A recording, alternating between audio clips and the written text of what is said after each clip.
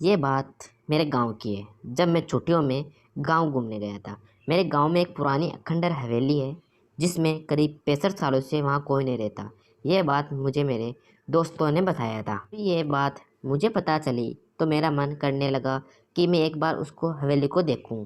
मुझे ऐसी जगहों पर जाना, उनके बारे में जानने में बहुत दिलचस्पी होती है।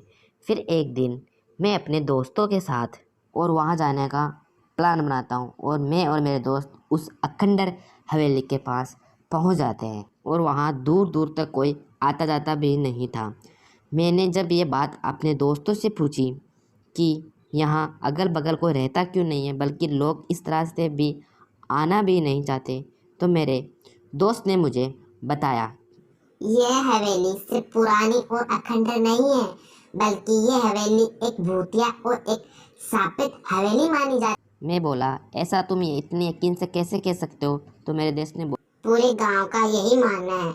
इसके बारे में एक बहुत पुरानी और एक सच्ची घटना प्रसिद्ध है।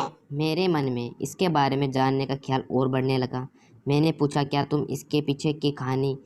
तब उस मेरे दोस्त ने एक ने कहानी बताना स्टार्ट किया और बताया कि आज से करीब 65 साल पहले इस हवेली के मालिक बहुत बड़े जमींदार हुआ करते थे। उनकी पत्नी भी थी जो बहुत सुंदर थी। उसका नाम सुलेखा था।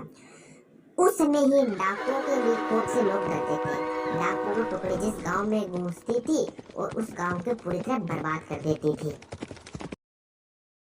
एक बार डाकुओं के सरदार को जमींदार के धन और संपत्ति पर नजर पड़ी, जिसके बाद उसने जमींदार के घर डकैती डाली। फिर एक दिन वो भी गया जो जमींदार ने कभी नहीं सोचा था। डाकुओं ने एक दिन जमींदार की हवेली पर रात में डकैती मार दी। जमींदार ने अपनी सुरक्षा के लिए पहले से कुछ सिपाही और नौकर रखे हुए थे, जो डाकुओं की हवेली पर आने पर उनसे लड़ पड़े। क्योंकि जमींदार के सिपाही और नौकर बहुत कम और साधारण हथियार के साथ थे, वहीं डाकुओं की संख्या बहुत ज्यादा थी और अच्छे हथियारों के साथ लैस थे, जिसकी वजह से जमींदार के सिपाही और नौकरों को कुछ ही देर में मार डाला।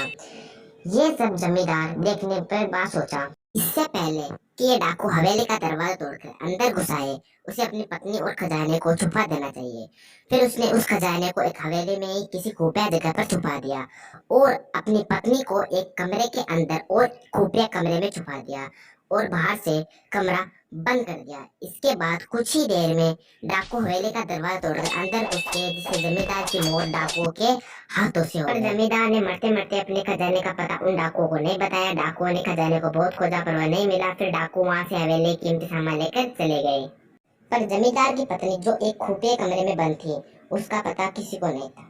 उसकी पत्नी बहुत चिल्लाई, लोगों को बुलाने की कोशिश की, कमरे के अंदर दरवाजा तोड़ने की कोशिश की, पर वह तक कुछ नहीं कर सकी और भूख प्यास से तड़प कर मर गई।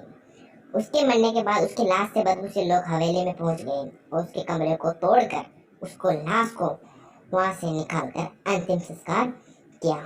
कहा जाता है कि आज भी वो पत्नी का इंतजार उस कमरे में करती है। उसका पति अभी तो आएगा और उसे कमरे से आजाद करेगा। और आज भी उस हवेली में घुसपैठ या उसके बिना इजाजत के अंदर जाने वाले को सजा दी जाती है और कत्लेआम मार दिया जाता है। मैंने अपने दोस्तों की उस सुनाई हुई कहानी पर विश्वास नहीं किया और मैंने अपने दोस्तों को डांटा। फिर मैं अपने घर जाने लगा। जब मैं रास्ते में जा रहा था तो मैं भी हवेली के बारे में सोच रहा था। शाम को भी मैंने हवेली के बारे में सोचता ही रहा। जब मैं सोचते सोचते मुझे शाम हो गई तो मैं रात को ही उस हवेली में चला गया। जब मैंने हवेली के अंदर जाके देखा तो बड़े बड़े पर्दे थे और सामने से अचानक एक लंबे बालों वाली चुड़ैल आ गई, जिसने मुझे अपने सिर पर जहर लगा के मार डाला। अब मैंने अपने दोस्तों की बात न मानकर अपनी जान गंवा डाली।